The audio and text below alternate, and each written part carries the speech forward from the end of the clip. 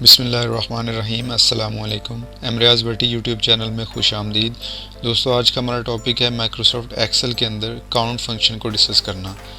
Count function basically item list या किसी भी टेबल में से डाटा सेल को काउंट करने के लिए इस्तेमाल होता है।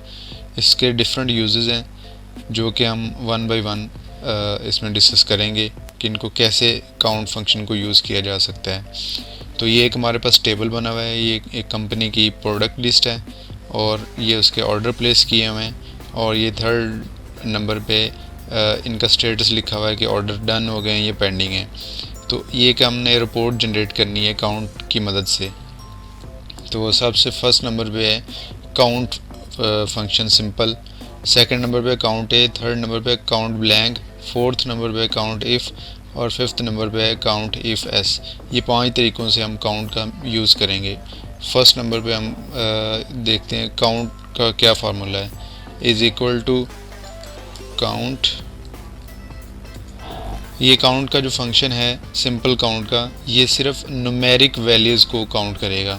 अब फ़र्ज़ कर लें ये हम ऑर्डर वाले कॉलम पे लगाने लगे फार्मूला कि इसके अंदर जितने भी सेल्स हैं या कुछ भी लिखा हुआ है न्यूमेरिक में तो वो उसको काउंट करे। तो ये सिंपल हमने काउंट लिखा, ब्रैकेट स्टार्ट की और इस कॉलम को सिलेक्ट कर लिया हमने, ब्रैकेट क्लोज़ कर दी। तो ये बता रहा है कि आपके पास 13 एंट्रीज़ हैं इस ऑर्डर वाले कॉलम के अंदर। अगर हम यही फार्मूला इस न्यूमेरिक मतलब ये टेक्स्ट पे मतलब जहाँ पे टेक्स्ट लिखा हुआ है जिस कॉलम में उस पे लगाएंगे तो ये अप्लाई नहीं होगा, उसका आंसर ज़ीरो आएगा, क्योंकि काउंट सिंपल काउंट का जो फंक्शन है वो सिर्फ न्यूमेरिक वैल्यूज़ पे अप्लाई होता है। तो ये जो दरमियान में खाली एक कॉलम है, एक सेल है, तो इसलिए उसने 13 काउंट किया। अगर हम सीरियल नंबर के हिसाब से देखें तो ये 14 प्रोडक्ट्स हैं, लेकिन ऑर्डर जो है वो सामने लिखा हुआ है कि एक कम है तो इसलिए उसने 13 यहाँ पे लिख दिया। तो ये है सिंपल काउंट का फंक्शन।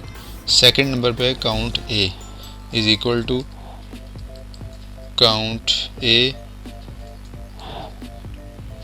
काउंट ए जो है ये किसी भी कॉलम या टेबल के अंदर कुछ भी लिखा हो किसी भी सेल में तो वो उसको काउंट कर ले, तो ये इसके लिए यूज़ होता है। अब हम काउंट करना चाह रहे हैं प्रोडक्ट्स को कि प्रोडक्ट्स कितनी हैं, तो काउंट ए का फार्मूला लगा रहे हैं हम, ब्रैकेट स्टार्ट की और इस कॉलम को सिलेक्ट करके ब्रैकेट क्लोज़ कर दी। देखते हैं हमारे पास क्या आंसर है।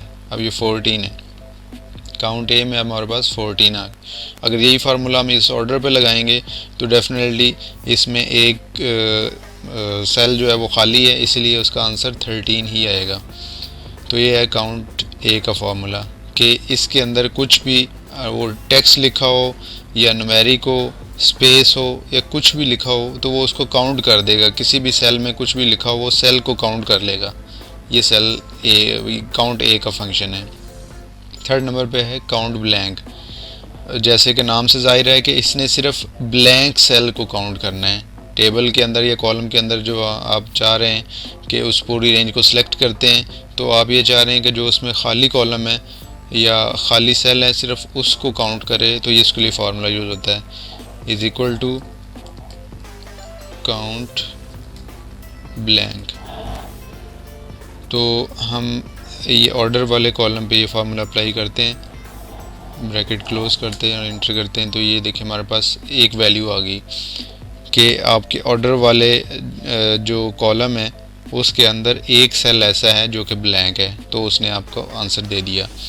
अब काउंट इफ़ में कंडीशन यूज़ होती है कि उन चीज़ों को काउंट करे या उन वैल्यूज़ को काउंट करे जिनके साथ ये लिखा हो या जो इसके बराबर हों, तो उसके लिए कंडीशन यूज़ होती है। हम ये कहना चाह रहे हैं कि इस ऑर्डर में से सिर्फ उसको काउंट करे जिसकी वैल्यू 2000 हो। तो हम फार्मूला लगा के देखते हैं is equal to count if into first number पे रेंज आती है, आप रेंज सेलेक्ट करें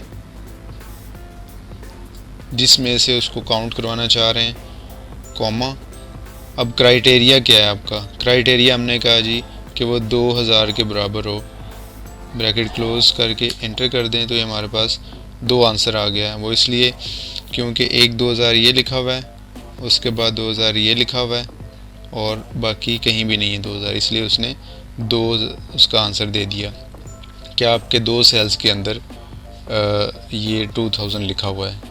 इसमें हम कंडीशन चेंज कर देते हैं, 2000 की बजाय हम यहाँ पे 3000 लिख देते हैं, फिर देखते हैं क्या रिज़ल्ट आता है। तो ये देखें 3 आया है, क्योंकि 3 यहाँ पे 1 2 3 जगह पे लिखा हुआ है। इसी तरह हम ये स्टेटस वाले कॉलम पे भी कंडीशन लगा के चेक कर सकते हैं कि इसमें डन जो ऑर्डर्स हैं वो कितने हैं। तो सेम वही is equal to count if, इसकी हम रेंज सेलेक्ट करते हैं, कॉमा, क्राइटेरिया क्या है, डन, कि जितनी बार डन लिखा हुआ है वो उतनी बार उसको काउंट करे, ब्रैकेट क्लोज और इंटर कर देते हैं। ये देखिए वो बता रहा है कि 9 टाइम्स जो है वो आपका ऑर्डर डन हुआ है। तो इसी तरह अब count if S, count if जो था इसमें हम सिंगल कंडीशन देते हैं, कोई एक शर्त रखते हैं कि अगर ऐसा हो तो फिर काउंट करे। लेकिन काउंट इफ़ एस जो है इसमें मल्टीपल कंडीशंस आप लगा सकते हैं। अब कैसे, हम अब तीनों कॉलम्स के ऊपर ये अप्लाई करते हैं। हम कंडीशन रख लेते हैं, 3 कंडीशंस हैं। पहली कंडीशन क्या है कि अब ये देखें कुछ प्रोडक्ट्स ऐसी हैं जो टैबलेट्स हैं, कुछ सिरप हैं, कुछ ड्रॉप्स हैं और कुछ कैप्सूल भी हैं। हम अपनी फ़र्स्ट कंडीशन डिफ़ाइन करते हैं। इसमें हम ये कहते हैं कि इसमें डायरोक्स सिरप जो है ये हमारी फ़र्स्ट कंडीशन है कि इस प्रोडक्ट लिस्ट में से डायरोक्स सिरप को फाइंड करके काउंट करे। सेकंड नंबर पे हमारी कंडीशन ये है कि इस ऑर्डर में से उसका ऑर्डर 2000 का होना चाहिए। थर्ड कंडीशन ये है कि उसका स्टेटस जो है वो डन होना चाहिए। अगर ये तीनों कंडीशंस मीट होती हैं देन वो उसका आंसर काउंट करे, अदरवाइज़ वो उसको खाली छोड़ देगा। तो ये देखिएगा, इसको हम फार्मूले में अप्लाई करते हैं, is equal to count ifs. First है इसमें क्राइटेरिया रेंज, ये आपकी फ़र्स्ट क्राइटेरिया रेंज है, कॉमा, क्राइटेरिया 1 क्या है आपका कि इसके बराबर होना चाहिए, कॉमा, सेकंड क्राइटेरिया रेंज क्या है फार्मूले के हिसाब से, ये हमारी सेकंड है, कॉमा। अब सेकंड का क्राइटेरिया क्या है कि इस ऑर्डर वाले कॉलम में से क्या फाइंड करना है, तो हमने कहा जी कि ये 2000 को फाइंड करना है, कॉमा। अब थर्ड क्राइटेरिया रेंज क्या है, वो ये वाली है, कॉमा।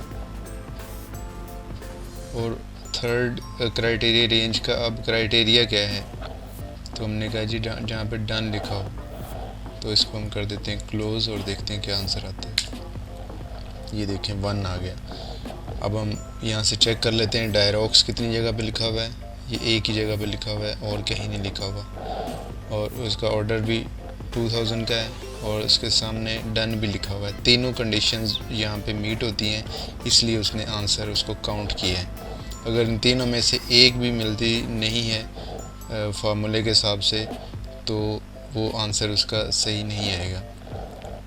हम इसी को कॉपी करके सिर्फ चेक करने के लिए कि इसमें क्या चेंज आता है, हम इसकी जगह पे भी डायरोक्स लिख देते हैं। अब ये देखें, अब ये 2 हो गया, यहाँ पे 2 किस लिए हुआ, क्योंकि 2 बार डायरोक्स आया है और उसकी ऑर्डर की वैल्यू 2000 है और डन भी लिखा हुआ है स्टेटस में। अब यही हम कॉपी करके डायरोक्स अगर यहाँ पे प्रोमे की जगह पे लिखते हैं तो इधर कोई चेंज नहीं आया। क्यों? क्योंकि यहाँ पे डायरोक्स एक कंडीशन तो इसके मुताबिक ओके है, सेकंड कंडीशन पूरी नहीं उतरती कि वो 2000 उसका ऑर्डर हो। ये यहाँ पे ऑर्डर है 3000 जबकि हमारी कंडीशन थी 2000 की, इसलिए उसने उसको काउंट नहीं किया। तो ये है काउंट इफ़ एस फार्मूला। अगर आज की वीडियो आपको अच्छी लगी हो तो लाइक, कमेंट और शेयर ज़रूर कीजिए और चैनल को सब्सक्राइब कीजिएगा। मिलते हैं नेक्स्ट वीडियो में, तब तक के लिए इजाज़त दें। अल्लाह हाफिज़।